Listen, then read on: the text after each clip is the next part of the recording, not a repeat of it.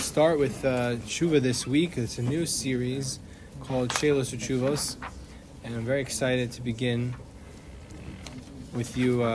Really, we could just spend multiple weeks on one Teshuva, but at least we'll have a certain focus on the Responsa literature, and it's a vast literature. I don't know exactly where it will lead us, but what I do feel is that it's a very unique medium because you have a particular issue, there's a question, and then there's an answer. And by reading a number of Shuvos and Responsa by particular people, I hope to also gather a certain perspective and appreciation for each one of their, approaches. So tonight, I wanted to begin with what I would say is a landmark tshuva. It's a landmark tshuva because it's one of the first sources that directly addresses a mental health issue, and it was written over 10 years ago. In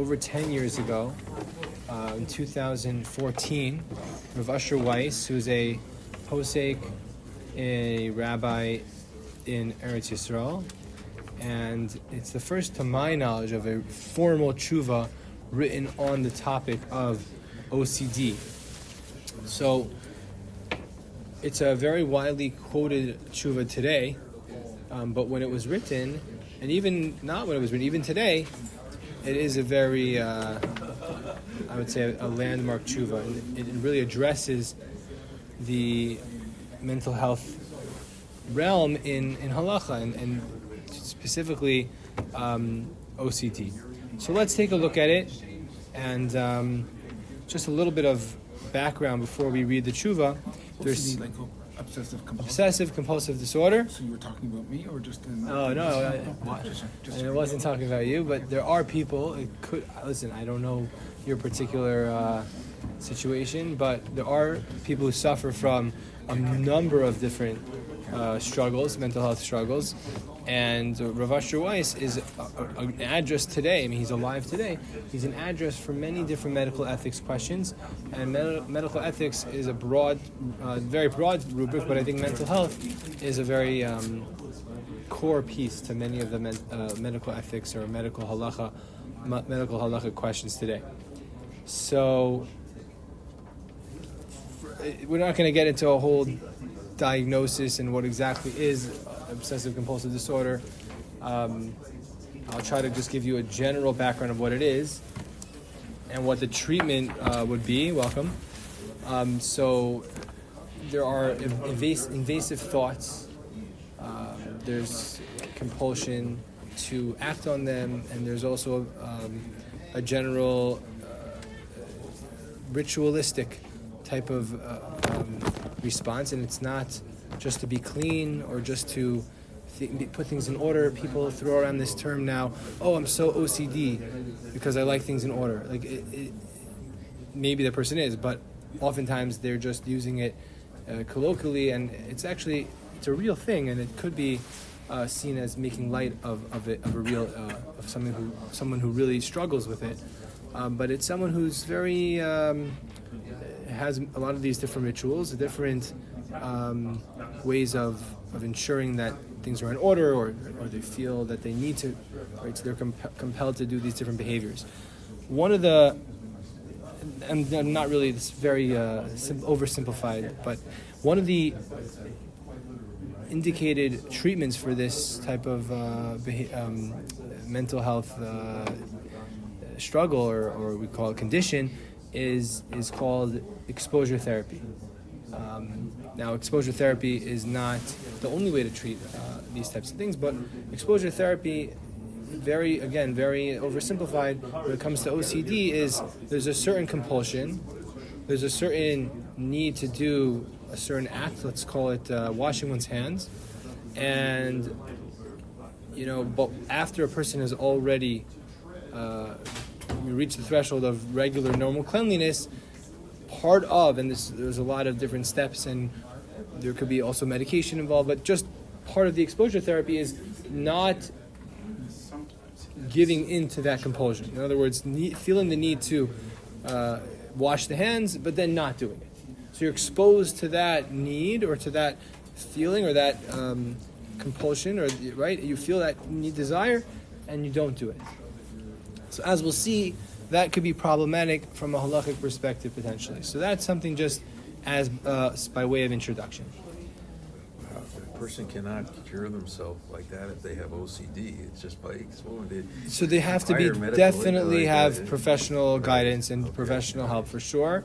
But one of the things that therapists will work with a person on is being exposed to a certain, like I said, a certain situation that often will lead them to generally want to do a certain ritual, and then over time do less and less and less, and be able to withhold, sort of a normal, relatively normal existence, and the person could be completely functional and living with this disorder, but it is a real mental health disorder. So let's just dive right into the tshuva. It's really divided into three different parts. He's going to discuss the shaila, the question. He's going to give an answer, and then you'll see he has sort of follow-up questions, which, as you will learn from this, is often the case with OCD questions. Because OCD is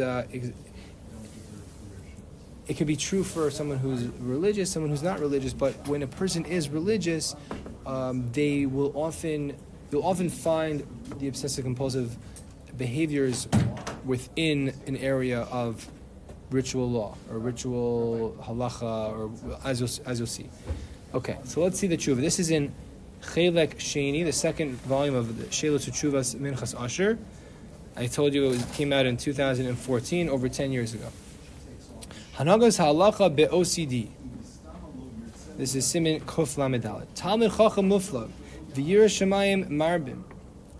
There's a person who is an extremely scholarly individual, God-fearing, or heaven-fearing, shesovel mimikra kashesh shel obsessiviyut, or obsessiviyut, which is like obsessive, that he suffers from the difficult ailment or the condition of OCD.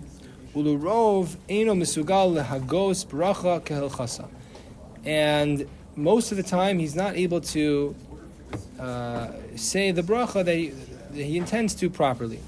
O lekros hashema kilchasa, or he's not able to read the Shema properly, like the halacha dictates. Ulupa'amim ne'avaku zman rab l'lo ho'il k'dei lahotzi shem Hashem karoi, and oftentimes he struggles for a long time without success in order to pronounce the Shem of Hashem properly. V'yishlo agmas nefesh atzuma, and he has a great amount of strong pain and frustration. Welcome. So that's this particular individual. It seems as though he is writing to a person because he sort of signs the letter, but I'm not 100% sure. It could be that this is not an actual Shiloh Tshuva, because he's sort of saying something, sort of a general thing, but it could be that he's responding to an issue that came up for him many times. There's no particular shoel here, but at the end he kind of looks like he signs it, but it doesn't really sign it. I'm not 100% sure. I will get back to that soon, because it would be important if this is an actual tshuva to an OCD person. I have a theory that it's not. In other words, I don't think it's a shiloh, because the one right before, as you see, he writes B'yedida Samuka V'hukra Meruba Asher Weiss, but in this one he doesn't sign it in that way. So I think, I'm not an expert, I don't have the original, but I would imagine it would be logical that this is actually not there's no shoel particularly, or in this thing he's writing it generally, which is interesting, because that's choosing a medium of a response. It's a response. It's an anonymous shoel, but he's describing a particular person. So it could be that he's gotten these types of questions in the past, and this is the type of person who, from an outside perspective, from a non-clinical perspective, or someone who's not cued into mental health disorders, may say, wow, it's so beautiful. They're so careful with making sure that they say the Shem Hashem properly. It takes them a long time to daven. They have so much kavana. But the reality is that this is not religious behavior. This is OCD behavior. And the key is at the end, he says, they have a lot of agmas nefesh. A person who is, it's not, they're not happy. It's actually very frustrating for them. It creates a lot of stress and anxiety. That is a sign that it's not just religious behavior, but it is, it's problematic, potentially problematic. I'm not here to give a diagnosis, but generally speaking, if it looks a little bit odd, but the person's happy and okay, they took 10 more minutes of daven for an esrei. Okay, there are people like that. Hopefully there are, right? They're more pious and more holy than I am. But if they're looking and they're just, and you see them and they just don't, they're bent out of shape and they don't seem like they're enjoying it, or they don't seem like they're feeling fulfilled by it, it's something to think, something to note. Ladas harofim. Are you referring to this the end of the Teshuva? Like you saying that he's not signing out Hashem right? This up here was the previous Teshuva. Right. So at the end of this Teshuva, he doesn't really sign it. Where? The Teshuva just ends after Gimel. You'll see. It kind of ends after Aleph. No, because he continues. But then he continues. Yeah. And it's about the same person. Correct. It seems like it's one, but then he doesn't sign it at the end either. Oh, is this the end of the... Yeah, there's nothing else. No. That's it. It ends there. Yeah. He doesn't say his name there. Yeah. But he's describing a particular individual. But But he's going to three... there's three parts to that same person, but it looks like there's a follow-up. It looks like there's a correspondence that he's referring to, but it's not published. In other words, it's sort of... I would say we'll see. I think it's a dialogue. I don't think that this is the actual dialogue, and I would be very actually relieved that it wouldn't be this actual dialogue, as we'll soon see.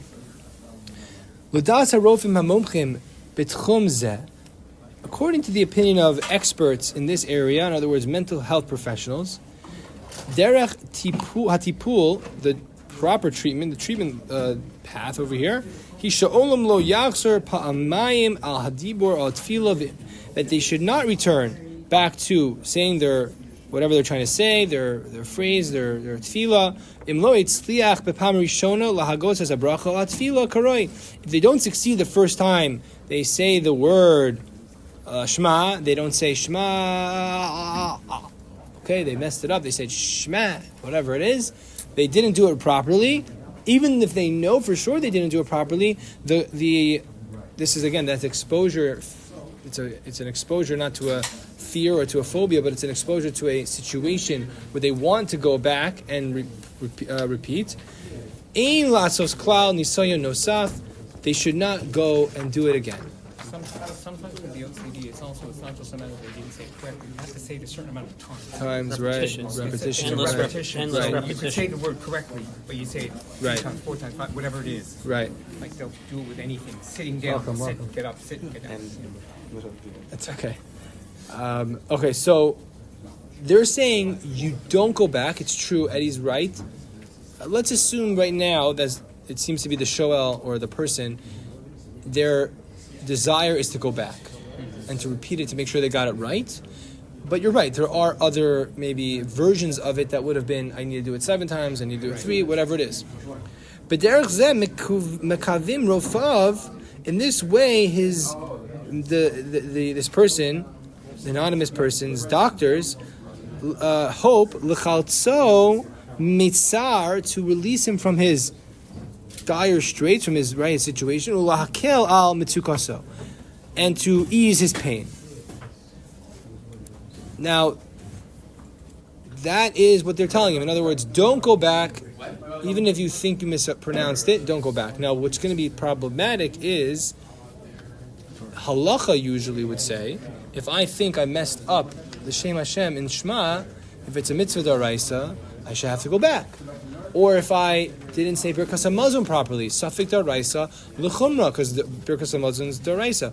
So we're going to get into that a little bit. So the halacha, the reason why this is a landmark tshuva is it's really it's an example, and I've quoted this in the past. Maybe a few years ago, I gave a class on mental health and halacha and the interface between the two.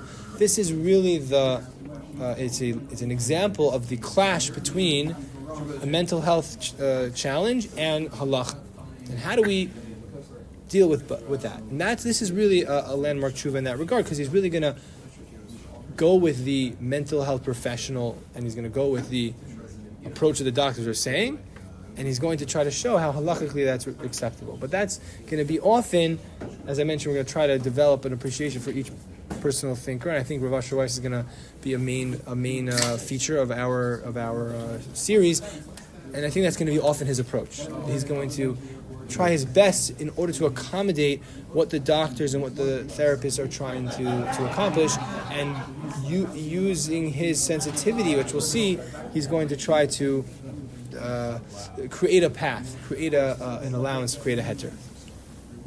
But the person cannot be faulted for that if they're, to waste Hashem's name or whatever. So it's like you're saying against halacha. He's not in control.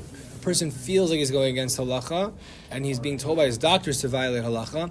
And Rav Asher Weiss is going to say that this is not a violation of halacha, even though correct. Of course, he's not to blame. The question is, what should he do? Right. It's like we'll see an example even from it looks like early 19th century, where this is also going to play out. But Rav Asher Weiss calls together a bunch of sources, and this is, I think, it's really one of the treatments of this issue that is very important. So this is the issue. He says Talmud Chacham Zeh Nafsho b'Sheilos, which I think is a phrase from Slichos, which we're going to be coming up soon with, and it's also the title. I don't know. I'm not sure if he took it from here. I don't know. There's a new book. It came out in English recently, but a few years ago it came out in Hebrew. It's called Nafshi B'She'elasi by Yoni Rosenzweig, and it's about mental health and halacha. So what it means is it's sort of a linguistic style. It's using a phrase from a pasuk, but he's trying to. It's like a literary flair. He writes, "Nafsho b'Sheilos." His soul is in his question. It's in his right. It's such an emotionally painful question because he feels so strongly about the halacha. He feels so strongly that he wants to do it right, but he is torn because he has this issue and he's trying to do the right thing. He's trying to get better, but it feels like what they're telling me, the way to get better is actually worse, or it's wrong. Kasher barer lo kishemesh shelo hagas Hashem kedin, because when it's clear to him as the sun that he did not pronounce the word of a God properly, the name of Hashem properly, v'lo yatzi dechovaso b'berchaso himutu lo lechol. He knows he didn't say Hashem's name properly, and he knows that you're not allowed to make a bracha. You're not allowed to eat until you make a bracha. So how could I go ahead and eat this thing and follow the advice of my doctors and my medical, my mental health professionals? I'm not allowed to eat it yet. I didn't say Hashem's name properly. And if you tell me that it's allowed to eat it,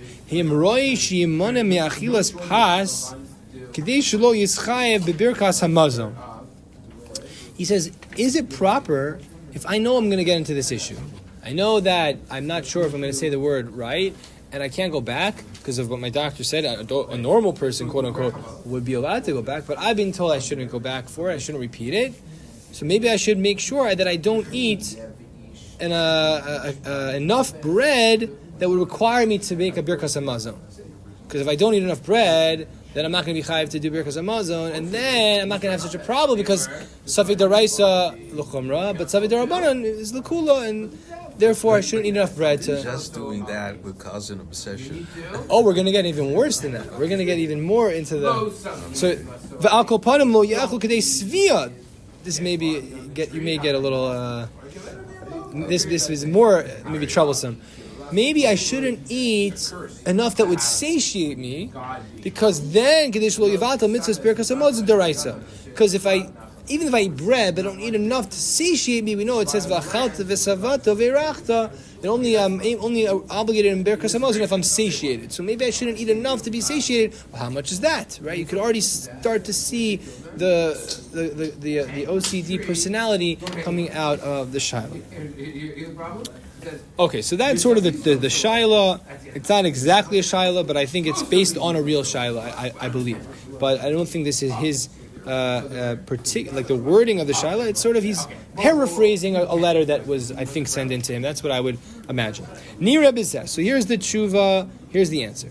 And this is so important. I would, if you're taking notes or writing things down, I would double underline, star. This is it. This is the line that to begin everything, and he's going to back it up. But this is the key or operative principle here. To reishis chovaso shel ish zeh, that the primary obligation of this person, lasos, is kol hanidrash, is to do everything that is required of the person. Amenas, so mazur, mirarpe limechalaso, and he should do everything that is required of him to find a cure from his illness. Ulashem kach mutter lo af la'avor al mitzvahs haTorah. He should do everything that is required of him to heal himself from his illness, and even violate mitzvahs haTorah, even if it means going against the Torah. Wow. Why is that? But that's his first primary obligation. So he says, Kfar bi'arti b'makam acher, I already explained in some other places, the Rashoy ha'adam levatel mitzvahs hasei, kedei shelo yipol lemishka v'yichla. A person is allowed to be mevatel mitzvahs hasei, which means I have a positive commandment, let's say, to eat matzah. I'm not allowed to violate Shabbos. That's a lav, or even it's a skila. But I'm not fulfilling a mitzvah saseh in order to not be sick, bedridden. Why is that? Why he said this elsewhere? But why is that okay? Because if I'm exempt from spending so much money on a mitzvah, which we'll soon see is kidei chomesh. If I don't have an obligation halachically to spend more than 20% on a mitzvah, so then hu adin she'eno chayav lechalos. I also don't have an obligation to become sick from doing a mitzvah. He's not really explaining everything what he said. If I remember correctly, I'm not 100% sure, but I remember he deals with this issue. Rav Asher Weiss has a tshuva also on a person who is celiac. You see the theme. He's dealing with these new modern questions, and I believe he may say this argument there. I don't remember fully, but the basic point is I have a mitzvah to say to eat matzah, a positive commandment to do it. Do I have to get sick for it? I'm not going to go to the hospital, but I'll get very sick, assuming that that's the case. So he says, well, how much money am I obligated to spend on a mitzvah? I'm not even supposed to. It's not allowed. I'm not allowed to spend more than 20% of my assets. So if I'm not allowed to do that, or I'm at least exempt from doing that, then he says, Lo yehe mimono chav lo migufo? Is your body not more precious to you than money itself? It's a very creative approach. He's saying, if I'm not obligated to spend more than 20% of my assets, and my body is more precious to me than my assets, so getting sick would be even worse than 20% of my assets. So therefore, I'm not obligated. 20% of the mitzvah then? 20% of the... If he can achieve the whole mitzvah. Oh, well, at this point, we're assuming, let's say Birkas HaMazon is a mitzvah saseh. He doesn't have a ability to fulfill it at all, according to what he thinks. In other words, assuming he's correct, he said the names incorrectly, and he would not fulfill his obligation. He's not going to have to go back, because if he does that, he's sick. He still is staying within his sickness, which is very interesting because it's not a physical illness, right? He's looking at this very much as like a physical illness. So that was the physical illness.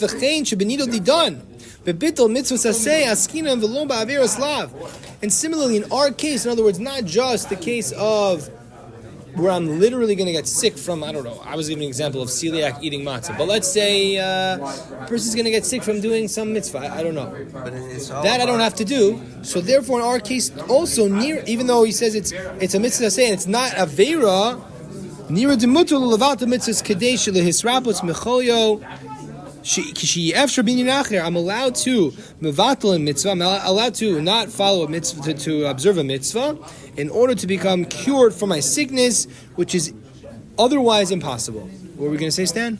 No, so, I mean, I deal with these people at work, but you can only give them so much of a task to complete. You can't. Here, the guy will go cuckoo because he's trying to do all kinds of mitzvot, and he can't do anything. So you have to only give him what he's able to achieve. For sure. The treatment's got to be done under the guidance of a mental health professional, and it has to be gradual, and it has to be with the guidance of professionals, for sure. But the rabbi has to sign off on this, right? The rabbi has to, or I don't know. Again, it depends on what you hold. But Rav Asher is saying, can a person begin this treatment, this approach of treatment? Okay. Can he do it? Halachically, can he do it? So he's saying yes, he can do it. How can he do it? He's violating the Torah. He's violating the halacha. So he's saying no. We'll see soon. This is, in fact, his primary obligation, he said, is to make sure he becomes healthy. This is still based on the person's perception that they're saying it wrong. Assuming they're correct. If they didn't for sure say it wrong, then maybe they wouldn't be obligated to go back to begin you with. might test it out and see based on frequencies, it's buying a rational approach and testing it out and saying, you know what, 80% of the time you said it correctly. And therefore, well, what about those 20%? The 20. Well, okay, so we can apply the same principles when it comes to, saying Tali Matar Bracha, right? Like certain things that you, after a certain amount of time, you assume you weren't sure whether you said it or didn't say it. He's saying, right? I don't know if everyone knows, after 30 days of saying Mashav Ruach Amor Geshem, we assume since you've said it 30 days, 3 times a day, if you didn't know, you would say, okay, interesting. Let's assume we're now day 1. You know you didn't say it. We have a video camera. You didn't say it. You know you didn't. Meaning that's the way to really to respond to a person who thinks, well, maybe I didn't say it. I don't know. To say, well, probably you did. That's not going to work. So we have to say this person is for sure right. They didn't say it properly, and even so, in that case, the most extreme example, we're going to say he doesn't have to go back. Now, that's only going to work, as he's going to point out, it's only going to work if it's a mitzvah saseh. You can't violate an Isser, a lav, or something like that. So, even though it says in brachos, the Asr, la'adam, lahanos, me'olam hazeh, b'li bracha. 1 second, it's not only I'm b'mevatel mitzvah saseh, I'm not allowed to eat from any food of the world, benefit from the food of the world, of any enjoyment from this world without saying a bracha. U'mash with the Isser yesh b'davar. It seems like there's a prohibition in this. He says, Kfar bi'arti b'makam acher, denira ikr kedas Rashi. It seems to be, he's explained other places in his Sefer Minchas Asher on Dvarim, that we follow Rashi, the be'emes ein zeh ela bittul mitzvah aseh. Even though the Gemara says in Brachos it's an Isser, but really that's only a bittul Isser aseh. Bittul mitzvah aseh. Which means that at this point, it's okay to not fulfill a mitzvah aseh, which means not fulfill the mitzvah of Birkas HaMazon, in order to not be sick and be subject or suffering from OCD. That's Aleph. But isn't that the same as you see in the Gemara all the time about the Shota? Somebody who just has Shota. Okay, we'll have to get to Shota soon. Shota is a big discussion. Okay. Av im nemar to asur la'avor al iser kedei lehisrapos. Even though it is said that you can't violate an Isser for refuah purposes, you're not allowed to eat treif, to eat non-kosher, you're not allowed to violate Shabbos to be healed. He says, assuming we're not talking about sakanas nefashos, shani nidon didon shari im lo yisrape. Our situation is different because if we don't let this person follow this course of treatment, he says, V'yachlat min hamitzar yivatel mitzvos eile l'netzach. If you don't let this person follow this course of treatment, he will always, he'll never fulfill his mitzvah properly of Birkas Hamazon. V'chol ki agavna amrina mutav shichal Shabbos achas v'lo yichal Shabbos harbe. There's a principle in Chazal that it's better to violate one Shabbos saving a life, pikuach nefesh is docha Shabbos, and one of the reasons in the Gemara that's given is it's better to violate one Shabbos so that the person can be alive for many more Shabbosos. So what he's saying is, what is the person suffering from? OCD. If they're suffering from OCD and they're constantly struggling with their ability to fulfill Birkas Hamazon, Tefillah, Shema, all these things, so he's assuming that means that they're less able, because they're unhealthy, to fulfill that mitzvah. So if you keep them and say, well, I'm sorry, you can't violate the Torah says you have to go back and say the Birkas Hamazon again, and you can't follow this course of treatment, you're basically telling the person you're going to remain sick. You're going to remain sick, and that's what the Torah mandates. He says that can't be, because that is, you're remaining as a person who's unable to properly fulfill the Torah. Now you may say, well, why? Like Jordan was saying, well, maybe some of the time he's saying it properly. But that's his argument is, you're remaining in a state as a person who's under a mental health struggle that has no treatment option, is remaining in a state where they're not optimally fulfilling the Torah. So if I can show that you're not optimally fulfilling the Torah, so it's better to violate the Torah partially, or not even partially, right now, in order to optimally fulfill the Torah for the future, which is basically what the argument of Michal Shabbos Achas V'lo Yichal Shabbos Harbe. It's a jump. It's a very big jump, because one's fulfilling the Torah but not optimally, and then one is literally a person will die, and therefore he won't have more Shabbosos. Another point is, that's not the only reason. If you know the Gemara, that's one reason that we Mechal Shabbos for someone. It's not the only reason, and it may not even be the main way we paskin. We may paskin because we say v'chai behem, and you can't v'lo yomas behem. It could be this is not even the reason, but he just says it as a sort of a svara.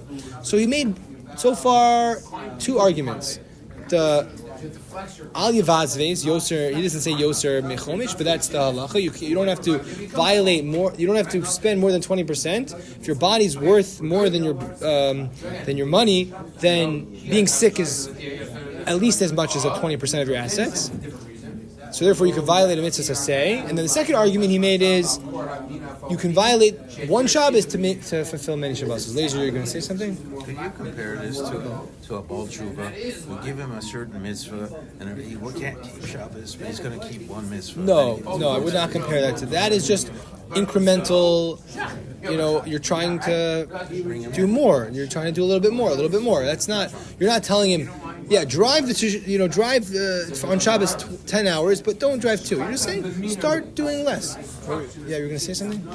So two things. Number one, that drasha, for Shabbos, is based on Shabbos only. Is he extending it now? Right. It's another point. Where do we see that we hold like this in other cases? Is Shabbos society? Yes. Right? So it's written in the plural. Right. So maybe this is a special day by Shabbos. Yeah. You have pikuach nefesh, you're allowed to do different things. You transgress Shabbos. Why? Because of this reason. Because otherwise it comes the power of Shabbos. What are you going to say? Rabbi Shmuel, I think, or something? Yeah. So what are you going to say then? So you're going to say now that I can eat treif in order one time so that I don't have to do it. So I could how do you Right. So let's see the eating treif. That's the next source. The next source is fascinating. Chasam Sofer. Chasam Sofer lived in the 19th century. Well, end of the 18th. I should probably get my dates right, but 19th century, and mental health awareness was definitely not what it was then as it is now. But he was asked the following question. He was asked about a child who was had some sort of mental health disorder, and they called him a shota, which is a big question. What is defined as a shota? I think that's one of the core questions which has really yet to be completely addressed in the haskama that Rav Shechter gives to Nafshi B'Sheilasi, that sefer that Yoni Rosenberg came out with. Rav Shechter basically says, "I'm not sure what a shota is." So it is a difficult word to translate, but let's just say that person is struggling with they have severely limited mental faculties. So they have a child and they are shedino kishota, and mutter lahachniso lemosad shebo yitaplu bo v'yesh sikui lahachlimo leotzim Torah shota v'yischai b'mitzvos. They weren't sure. The people wrote to Rav Moshe Sofer, the Chasam Sofer. They asked him, "We have a child who is Dino Kishota." We're calling him a Shota. He's as if he's a Shota. It doesn't say what his mental health issue is, but they want to put him in an institution. And there is a chance through treatment. I don't know what they were doing there. I don't know if it was. It's definitely probably not what we do today, but there is a chance that he would become healed and leave his status of being a shota. In other words, move from being pater mi mitzvos, a shota is not obligated in mitzvos, and move to being chayiv in mitzvos. Elo shebemosad zeh ya'achilo oso ma'acholos asuros. But in this institution, that he would be a sort of psychiatric ward of sorts in the 19th century, he would be fed treif. It wasn't in Pressburg or wherever this was. He's the Rosh Hashiva, the Rav in Pressburg. I don't know if they had kosher. It wasn't like a Baycrest. It was in Vienna. Oh, this case. Oh wow, in Vienna. Okay, so they didn't have a kosher one. Can you bring this person into this institution? So this is, he says, I got my idea. He says, meaning, Rav Asher Weiss said, your first obligation is to get better, to treat the mental illness, and you could even violate the Torah. That, he says, I learned this from Rav Asher Weiss. I'm sorry, Rav Asher Weiss said, I learned this from the Chasam Sofer. So the Chasam Sofer says you're allowed to go and put this child in an institution that is not feeding him kosher. Because of Chasam Sofer, if there is a hope through this treatment that he will get better, Pshita, it's obvious. Da'af im nemar da'avi b'chal sefia bi'adayim v'asur min haTorah. It's unclear if this would be categorized as Safia. Safia is, you're not allowed to feed a child treif with our hands. If a child decides to pick up something that's not kosher, we don't have an obligation to take it away from them, but we're not allowed to feed them treif. So he's saying, even if you would say, they're putting it into a mental health institute, that will give him treif. Maybe that still has a din of Safia, which is not clear if it for sure does. But let's say it would have the same status as feeding him, because it's indirect. It's not like I'm actually feeding him, but let's just say it is. Even if you're going to say that it is, it's allowed to be done. Because what are you going to tell me? I'm obligated to leave this person a shota, this child a shota, and let them become or remain exempt from all of mitzvahs forever? Because if I don't send them to the institution, then they'll always be part of the mitzvahs. But if I do send them, there's a chance that maybe they could become chayiv in mitzvahs and fulfill much more mitzvahs as a healed individual. I don't see the support in this truth. Why? Because there the child is not obligated at that moment, right? Right. Here, that's the question. Here's the question, which is something he kind of doesn't exactly address, which is, if you say, and this is what I was mentioning before, of the definition of shota is elusive, if you say that an OCD individual is not a shota, there could be a functioning human person, they just have a mental health disorder, which is maybe what we would say, then Lazar's point is very well taken. In other words, you're bringing a raya that a person who's pater mi mitzvahs right now could violate eating treif, to then say, well, a person who is not pater mi mitzvahs could violate the Torah to become more functional. Well, how is that a proof? The person A is totally exempt, and we have a chance that he could become chayiv. So let's go for it. But person B is chayiv. I think this is what you're saying, right? Person B is totally obligated in Torah, but he has this problem that he's not healthy and he's not functioning properly, and we need to get him better. Both are not comparable. That Chassam Sofer is a child under bar mitzvah, and he says at the end of that tshuva, this doesn't apply. If It doesn't apply if he was bar mitzvah. If he was bar mitzvah, wow. Even bar Wow. mitzvah is a shoteh. Right. So I don't see Right. how he's. Yeah, he says the yesod, and he's saying, and this is very typical of Rav Asher. I think he wants to get to a certain direction, and he's bringing different proofs, and maybe not all of them on their own, not necessarily slam dunks, but he's saying we see this idea, this foundational idea from the Chasam Sofer that I prioritize the person's well-being. Even if that means violating temporarily violating the Torah, but I hear these are very strong questions. It's not necessarily comparable. The Chasam Sofer himself has qualifications there. There's a little bit of a discussion about when he makes those qualifications. There's I think a Beis Yitzchak that says it's a lashon haflaga. It's an exaggeration. He didn't want people to misuse it, but nonetheless, I think that the questions are well taken. Now, where does the Chasam Sofer get this from? Right? Where does he get it from? It's nice to hang your hat on the Chasam Sofer. Where did the Chasam Sofer get it from? The Chasam Sofer ochiach svara zo b'ma dematzinu b'mi shemahalach b'midbar v'eni yodea be'ezi yom Shabbos. A person is going in a wilderness. They don't know which day is Shabbos. Also, lo na'asos malacha. They're not allowed to do any malacha because it may be Shabbos today. Even though maybe once out of 7 days, but still, it's possible to be Shabbos today. So what do they're only allowed to do ela kadei chayav, whatever they need to survive. Avoloig bilu also shalom leches yoser mitchum Shabbos. But the Chazal never said that he's not allowed to leave the Tchum Shabbos. Because you're not allowed to do that on Shabbos. You're not allowed to go outside of the Tchum, which is about a certain amount of distance. Let's say it's min hamidbar ulahagi l'malkum yishuv kedei l'kayim mitzvos haShabbos kedasu kedin. Because otherwise, if you don't let him leave the Tchum Shabbos, he may never get to society. This guy's lost in the midbar. He needs to get to a place where he can find other people to get back into the world, and he doesn't know when Shabbos is. So you're telling him, well, you have to stay within the tchum of where you started Shabbos, because you don't know if it's Shabbos today. Maybe it's Shabbos. You can't leave this 2,000 off. But that doesn't make any sense, because then he's going to forever be stuck.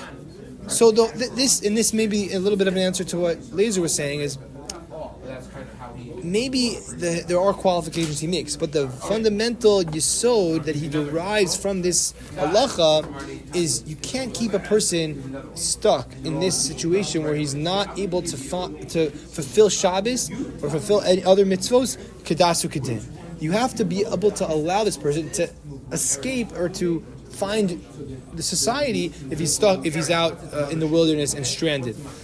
Let's just count 7 days, and then you don't know which day it is. You make a cycle, and you just make Shabbos every 7th day. Or is there on top of that you can't go to the Tchum? You might have Shabbos, but you can't go to the Tchum. Right. It could be that he says, well, why wouldn't you have an obligation of not going outside the Tchum? He says, well, by definition, going outside the Tchum, that's the way to get out of this whole mess. I get that, but I mean, the whole thing, is the premise here that he's going to be in Shabbos mode 7 days a week? It sounds like that. Misha mahalich b'midbar ve'eni odea be'ezi yom Shabbos she'asu lo lasos malacha ela kedei chayav. He's not allowed to do any malacha that he doesn't need to do. And you're saying, why isn't the halacha that you just go the first day? Yeah, because the halacha is every 7th day. It's a cycle. Yeah. Right? The person doesn't know, so then you establish today is Shabbos, you count 7 days, and you keep going, which means you can get out the other 6 days. Maybe there's one sheet. I don't know. Could be it's a different shita. I don't know. Somebody like that can change their mind in a minute. Tomorrow will be Shabbos. Yesterday will be Shabbos. Tomorrow, two days. You lost your watch. You lost your watch. You don't have a calendar. You know. So the understanding is that you designate today as Shabbos, and then you count cycles of 7. I'm almost sure that that's not. I'm not sure. After After Pashat Sheyesh L'Chalik, the Shani Vayde Misavi ve'Efshe Deraka Mahalach b'Midbar Havi Savek Aveira V'Ha Delu Safina Leib Yadayim. He says, well, it's true. There's a very obvious distinction between the two things. That the person who's out there in the Midbar, it's a suffix if he's going to do an Aveira, and one is you're giving him actual treif. One is maybe it's Shabbos, we don't know. It's a suffix, but one is you're actually feeding him. Baruch shekol kavanas hachasim sofer rak lehevi mekor usmach lemad depashut lemisvara. He says, and this again, this is if he's deriving a kernel from this chasim sofer and bringing it out to apply in more broadly. He says, well, that's not really the real reason the chasim sofer brought this as a proof. You're right, there is a major difference between feeding someone treif and then a suffix maybe is over Isser Shabbos, but he says it's the svara is really what's compelling the Chasim Sofer. The svara is mutulu la'adam la'avor Isser kedei l'chalet atzmo mimatzav shebo anusu la'avor be'Isser zeh shavasayim. That it's a person's allowed to violate an Isser in order to free themselves from being in this case, this compelled situation where they're violating Isurim sevenfold. Mishum Kain Mutulu Lavra Tchum Shabbos Ki Latzis Min HaMidbar V'Yochel Lishmor Shabbos Kilchasa V'chein Mutulu Ha'achol Liyeled Iser Kedei Lahavrio Lahavio Kedei L'chtei Chiyuv Mitzvos. You can feed this child treif just like the person is able to go outside the Tchum Shabbos, because that is the way to get out of the situation. Kach Nira Gam Benidon Didon Demutulu Ish Yakar Zeh. Therefore, for those three reasons, we said Al Yivaz Vez, we said the second reason was Shabbos Achas Mutav Shichal Shabbos Achas, and then the third was that you're allowed to go outside of Tchum Shabbos when you're Mahalach B'derech. For those reasons, in our situation, or whatever, you're allowed to feed the child treif, those two, so maybe it's four sort of reasons. This very important and valuable individual, this precious man, is able to levata brachos or l'kriyah shema kedei le'israpa yochel l'kayim mitzvahs eila kelchatzin uktu kehen. He can violate the current isser of not going back and violating Birkas Hamazon in order that those mitzvahs themselves will be fulfilled in a better and more pristine way later. This is similar to what Chazal say, Chalel olav Shabbos achas kadesh yishmor Shabbos harbe. Violate one in order to then be able to keep many Shabbos. If you don't allow him to violate a little bit, if you don't let him violate at least a little bit, then he's going to be forever, constantly in this state of illness. Mitosh shivron lein, because of the brokenness of his heart, v'anchas nefesh. Okay. Now he says, v'harbe. I'm wondering how much time we have. Okay, we have a little bit more time. V'harbe hisbonananti b'masham chazal. I've studied for a long time what our rabbis tell us. Gedola avera lishma. He actually has a number of different places where he talks about this sugya. It's an interesting sugya that he likes. The Gemara says it's a nazir gedol avera lishma mitzvah shalol lishma. Better to do an avera for the right reasons than to do a mitzvah for the wrong reasons. He kind of just cites this very interesting sugya. Doesn't really develop it at all in this Teshuva, but he just says that Yael, who, without getting into all the details, she had Sisera and she kills him, but she does an avera lishma to save the Jewish people. There's no other way other than doing that. So that, he says, it's quoted in halach, even though we don't paskin like that. So Esther, right? Esther, yeah, he doesn't quote Esther, but the presumption is that you're doing an avera for the right reasons, and there's no other way. This person also could violate the Torah temporarily in order to become healthy. Okay. That's called a slippery slope. Yeah. I wouldn't see a rabbi today giving that kind of. Well, this is a rabbi today giving this psak. He says it's a svar yishara hapshuta nosenes the efshel linhog b'shava al taseh. You can't just let this person just stay in their situation and say, well, what can we do? We can't do this treatment, so tough luck. Obviously, he says you have to allow the person to follow this treatment of exposure therapy, etc. V'samachti birosi shuv as mashkasim maran ba'al akilas Yaakov. So that's how he says. I was so happy with what I saw in the writings of the Kilas Yaakov, which is the Stipler, Rav Chaim Kanievsky's father, Rav Yaakov Kanievsky. He wrote a letter. Rav Kanievsky has a number of letters with people who were suffering from mental illness. It's very interesting. He has I don't know if he became his focus or he was the address for these things, but he had a very keen sense of how to respond, and this is exactly the way that you respond. Dr. Norman Blumenthal told me this is exactly the way you're supposed to respond as a rabbi to an OCD shaila. No details, no svaras, no thumbs going like this. This is okay. End of discussion. So let's see what he says. He says, "V'horisi lo shispal b'siddur, mashikvar avar." I already told this person who's suffering from this OCD or whatever it is, don't go back. Even if you think for sure you didn't say it properly, you shouldn't go back.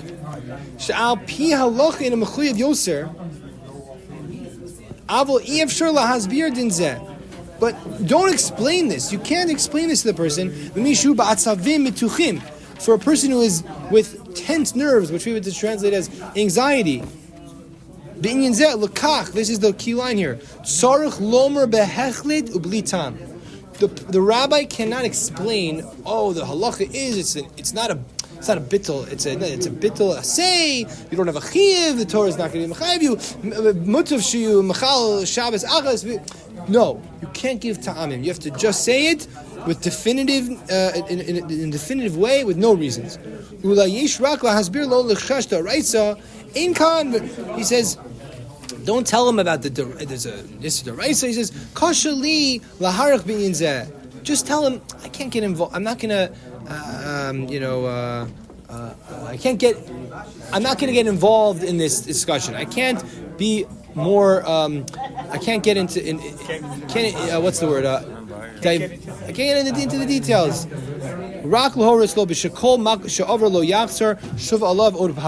Whatever you can't go back for, you did it once. That's it. So we're running out of time here, but why I said in the beginning. The person, that's very nice advice. He can't do it, right? He's not able to. You tell. So the Rabb's going to tell him, don't have to worry about it. He's not doing it because he's for sure. Right. I think what he's trying to say is, assuming the person is, assuming that he's under the guidance of a mental health professional. I've gotten these calls. I've gotten calls by someone. I was getting calls for years about this person, and I wasn't yet sophisticated enough to know the person has OCD, and they didn't tell me. They didn't, right? And eventually they told me, and it all made sense because I would get into the svaras with them, and I said no this, and they always had another question, another follow up, and I wasn't sure because I wasn't sure. What did you say? Did you say this or did you say that? And so the Stipler is saying, don't get involved in those answers and those back and forth in that dialogue. Give him an answer without a rationale. So assuming that the rabbi is not the mental health professional, the rabbi is not treating them, but assuming that they're a religious person, they're going to call the rabbi and ask them, my therapist said to do this. Is that okay? Answer is yes.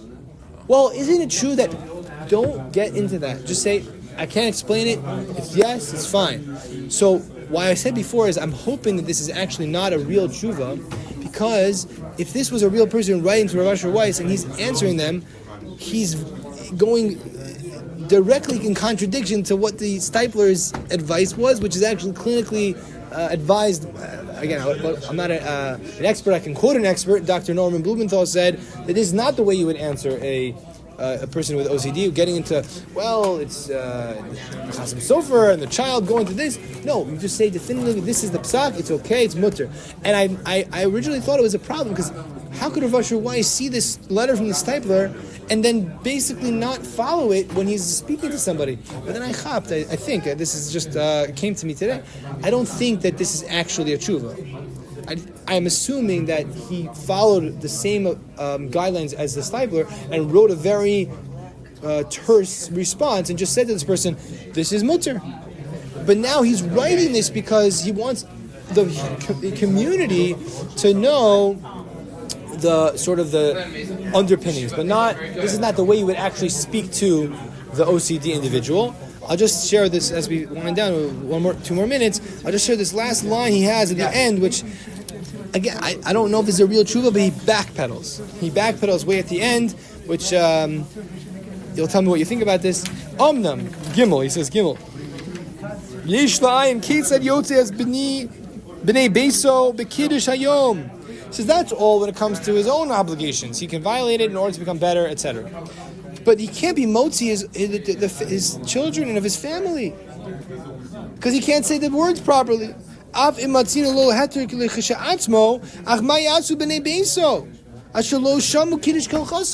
going to be with the other people there? Or he has this thing of other guests. How could it be motzi them in kiddush? So he says, you're right. Better than maybe his wife should say kiddush, or better that his old adult son should say kiddush, which is, again, it just, to me, it's like the whole purpose of it is just tell him, do normative, whatever you have to do to remain normal within this treatment process. That would have been what I would have thought would have been the approach. But he says, no, that's only when it comes to yourself. Other people has a harder time. And then he says something.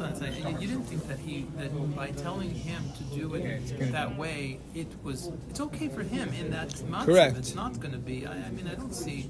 You would have expected him to say. I would have that expected Kiddush is now okay if he's making kiddush for Friday night, for him to believe that he's correctly fulfilling the Torah, then him being told, well, you can't really do it for other people, is an indication to him that he's not. He's pronouncing it. He's mispronouncing it, and he's trying to get it right all the time. It's not that he has it right and that he is repeating it multiple times. It's a big difference, right? Well, there's probably both. Correct. Yeah. The assumption here is that it's not. It says very clearly he's not pronouncing it correctly. He can't. He would either have to try it and try it again until he gets it right, which he's told. Don't. You're saying you're not surprised that he can't be moti someone else, because at the end of the day, we're assuming that he is not being yote.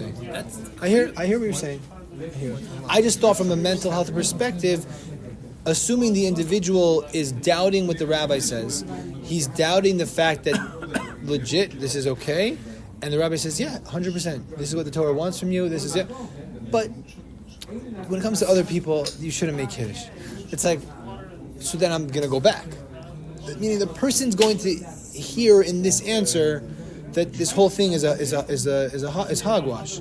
That was my concern. But I hear the point. In other words, there's you and then there's the other people. But look at this language just to finish off with this sensitivity. And I think this is also a very instructive for how we should look at those who are struggling with mental illness or whatever we want to call it today. I don't think we even call it mental illness, but mental health challenges. Someone with dementia. Yes. Making a bracha. Yes. It happens Yes. all the time. So look at how he says it. He says when you have a guest in the house, he says, "Kichiyish orchim bebayis yesh lo lihisgaber al bushaso, be overcome your embarrassment. Ulavakesh mem lakadesh. Ask the person to make kiddush for you. Lahoti oso vesbnei beso yedechavasu beglah hakoshi sheish. Because you have difficulty doing it. You can just say, I have difficulty doing it. Ukashem she'ein adam bosh b'magvala gufnis. Just like a person wouldn't be embarrassed from a physical limitation. They broke their leg or they, whatever it is, they can't do certain things. Shabahu lokeh kach ein siba sheyavosh b'magvala zo she'ein bina levein machala acheres. Similarly, you should not. There's no reason in any way to be embarrassed in this, because there's no difference between a physical disability or a physical struggle, whatever we're going to call it. It's PC today, a physical thing and a mental thing. And that's, I think, an approach that can be very instructive for how we understand mental illness. It's nothing to be ashamed of. It's something that we should try to destigmatize in our community. And I think that over 10 years ago, Rav Asher Weiss writing this, I think it's very powerful that he wrote in such a way. And I believe this is a tshuva he wrote to the klal. And I'm hopeful. What do I know? But I'm hopeful that I think he gave the person the Stipler's responses, and hopefully this person got better and was able to use the treatment that was helpful for them, and was able to as he said, relieve themselves from their situation and become more able to fulfill the Torah as a healthy, mentally healthy person and functional person. The person can be functional with a mental, whatever we'll call it, a struggle, mental illness struggle. Okay, we'll hold it here. Thank you for coming, everyone, and have a good evening.